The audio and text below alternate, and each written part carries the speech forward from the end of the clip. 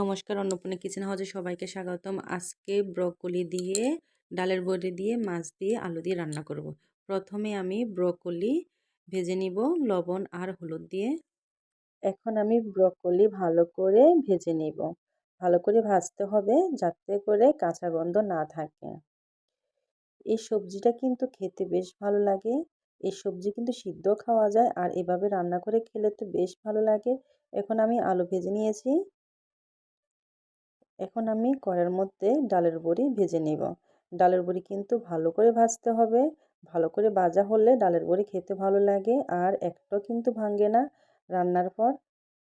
এই তো আমি ডালের বড়ি বেশ মচমচ করে ভেজে নিয়েছি। এই যে সবজি ভাজা হয়ে গেছে, মাছ আর ডালের বড়ি ভাজা হয়ে গেছে। এখন আমি ফোড়নের জন্য তেল দিয়েছি। তেলের মধ্যে আমি জিরে আর তেজপাতা দিয়েছি। তেজপাতা হয়ে গেলে আগে থেকে গুলে রাখা আদা আর জিরা বাটা, হলুদের গুঁড়ো, মরিচের গুঁড়ো ভালো করে কষিয়ে নিব। এই রান্নার জন্য ভালো করে মশলাটাকে কষাতে হবে। মশলা ভালো করে কষানো হয়ে গেলে তারপরে ভেজে রাখা সবজি আমি দিয়ে দিব। এই সবজি কিন্তু এভাবে রান্না করলে বেশ ভালো লাগে। এখন আমি আলু আর ব্রোকলি ভালো করে মশলার সাথে মিশিয়ে নিব। ভালো করে মশলার সাথে মিশানো হয়ে গেলে তারপরে পরিমাণ মতন জল দিয়ে দিব। ঝোলের জন্য আমি পরিমাণ মতন জল দিয়ে দিয়েছি। এখন ভালো করে সিদ্ধ করে নিব। একটু ফুটে আসলে আমি লবণ দিয়ে দিব।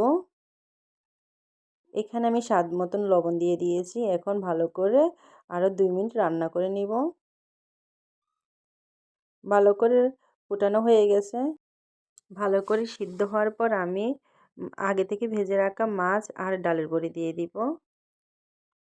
তরকারি কিন্তু ভালো করে রান্না করার পরে কিন্তু মাছ আর ডালের বড়ি দিতে হবে, যাতে করে ডালের বড়িটা না ভাঙে। এই যে আমি ডালের বড়ি দিয়ে আর একটু নাড়াচাড়া করে নিয়েছি। এই যে রান্নাটা হয়ে গেছে, নামানোর আগে আমি ধনিয়া পাতা কুচি দিব আর কিছু গরম মশলা গুঁড়ো দিয়ে দিব। আজকের ভিডিওটি তোমাদের কাছে কেমন লাগলো অবশ্য জানাবে। লাইক কমেন্ট শেয়ার করে পাশে থাকবে। এই যে রান্নাটা হয়ে গেছে, দেখো অনেক লোভনীয় হয়েছে দেখতে। খেতেও কিন্তু খুবই সুস্বাদু হয়েছে। এ পর্যন্ত আমার ভিডিওটি দেখার জন্য সবাইকে অসংখ্য ধন্যবাদ। সবাই ভালো থাকবে, সুস্থ থাকবে। আবারও আসবো আরেকটি নতুন ভিডিও নিয়ে।